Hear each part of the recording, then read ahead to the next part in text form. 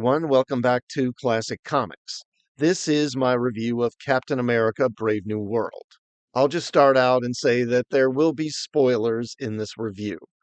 It seems like most of the big plot twists have already been revealed, but if you don't know what happens and don't want to be spoiled, then you should probably see the movie first. So, this movie starts with the Serpent Society taking some hostages. Now, why are they holding the hostages? If they said so, I don't really remember. But a recurring theme in this movie is characters doing things that don't really make a lot of sense. They just do them because the plot needs them to. In this movie, we learn that that celestial that was turned to stone at the end of Eternals has now become an island, celestial island, and apparently it contains a lot of new minerals, including adamantium. The Serpent Society stole a sample of the adamantium from the Japanese government and was going to sell it to a mysterious buyer. The identity of the buyer is a big mystery in the movie, or it's supposed to be, but it's really not hard to figure out who it is. Anyway, the buyer doesn't show, so the Serpent Society has taken hostages and the government is moving in to catch them. And these forces are led by Sam Wilson, aka Captain America. During this opening scene, we also meet Joaquin Torres, who is Sam's sidekick, basically, and he's the new Falcon. He's in the military. I don't think they really exactly say which branch it is. I think it's the Air Force. Anyway, they fight the Serpent Society and then they recover the adamantium, but the leader of the Serpent Society, Sidewinder, played by Giancarlo Esposito, escapes. Back in the States, General Ross has been elected president. He's arranging a big global peace summit where the world's nations will agree to share the celestial island and not fight each other for control of it. He's having a state dinner at the White House to announce this summit, and he invites Sam to attend, and Sam brings Joaquin along as well as Isaiah Bradley, who is the original subject of the Super Soldier program, who has spent most of his life in a military prison.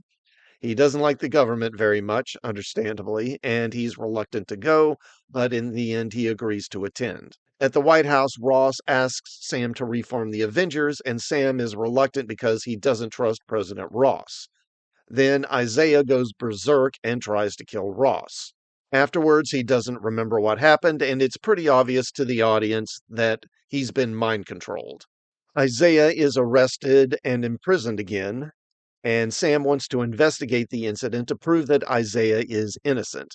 But Ross says that he shouldn't be involved in the investigation because of his fondness for Isaiah. It's that whole sort of cliche from cop movies, you're too close to this one. You're off this case, that kind of thing. So instead, Ross puts the head of his security detail, Ruth Bat-seraph, in charge of the investigation. And this is the character that was originally going to be the Israeli superhero Sabra, but because of people being upset with Israel, they've changed her character somewhat. Now she's a former Black Widow instead. Now, of course, Sam starts to investigate anyway. Joaquin is a hacker of sorts, I guess, because he's able to get access to the security camera footage from the White House. And they realize that right before he went nuts, Isaiah received some sort of flash of light over his cell phone. And the phone also plays a song, Mr. Blue Sky, right before he tried to kill Ross. While this is going on, other nations start pulling out of the peace summit, particularly Japan, which discovers that the CIA was behind the theft of the adamantium and they blame Ross for it. Eventually, Sam and Joaquin trace the phone call to a remote military base, and it's here that they meet Samuel Stearns, aka the leader. Stearns was exposed to Bruce Banner's gamma-irradiated blood back in the Incredible Hulk movie, and he's been in a government prison ever since. Ross has used him as a one-man think tank over the years, including helping Ross, who was dying of a severe heart condition. Ross gained Stearns' cooperation by promising to let him out eventually, but Ross never did. So Stearns invented a method of mind control and used it to take control of the staff in the prison, as well as Isaiah and other figures in the government. He arranged the theft and subsequent sale of the adamantium to drive a wedge between Ross and other nations as part of a plot to bring down Ross's presidency. So Sam and Joaquin are able to escape from the prison with the help of Ruth, but Stearns escapes as well. Meanwhile, Japan sends warships to lay claim to the island, and Ross decides to deploy a carrier group as well, not wanting the US to be cut out of the island's resources. The two navies converge on the island, and Stearns takes control of two fighter pilots and has them attack the Japanese Navy, which then retaliates against the US Navy. Sam and Joaquin arrive and intercept the missile attacks and stop a war from breaking out, but Joaquin is caught in the blast of a missile and he's injured. After Stearns is exposed as the culprit, Ross holds a press conference, and at this press conference, he finally turns into the Red Hulk.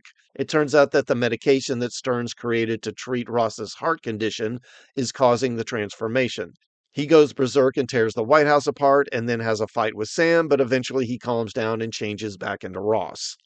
Ross is sent to the Raft, the high-tech prison out in the ocean. Sam visits him there, and he brings Betty along, and Ross and Betty have a brief scene together.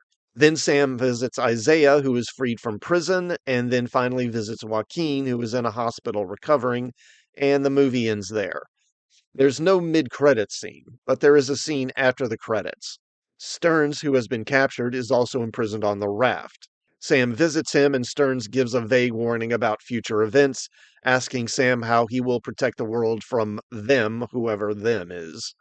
So, is Captain America Brave New World the worst MCU film? Maybe.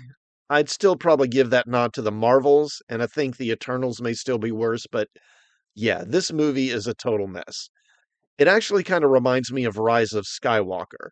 Like that film, it feels like a series of scenes that are cobbled together rather than a coherent narrative. Things just seem to happen because they need to. Characters do things that don't really make a lot of sense.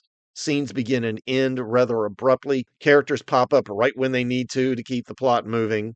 For example, Sidewinder just shows up and attacks Sam literally from out of nowhere. And why does the leader surrender himself at the end of the movie again? I don't know. He just does, and it doesn't make any sense. It feels like someone took a Captain America movie and a Hulk movie and mashed them together, but without the Hulk, and Captain America's Sam Wilson instead of Steve Rogers. Anthony Mackie tries his best to salvage this thing, and he's fine for the most part. Dana Ramirez is earnest and a bit cocky as Joaquin. He's likable. And Harrison Ford actually seems to be trying to act in this film and not just cashing the paycheck, which is what I expected. Shira Haas is pretty wooden as Ruth, really. And Tim Blake Nelson is pretty meh as the leader. The visual effects are pretty choppy overall. In some scenes, they're fine, but there are some shots where the green screen is pretty obvious. And there's also a costume change in the movie. Sam changes into a different costume in the third act, and there's really no explanation for it. He just suddenly has a different costume. Now, let's talk about Sam fighting the Red Hulk. So, they establish pretty early in the movie that Sam's wings are made of vibranium. He's more like Iron Man with wings now. He's definitely a bit overpowered, but I didn't mind it that much, honestly. How many times has Batman fought Superman and he wins? So, yeah, I just kind of let that go. It's not the worst MCU film, but it is not very good. I give Captain America Brave New World 1.5 shields out of 5. Let me know what you thought of the movie and my review in the comments, and please like this video and sub to the channel, and check out some of my other videos while you're here, and I'll see you all next time. Thanks for watching.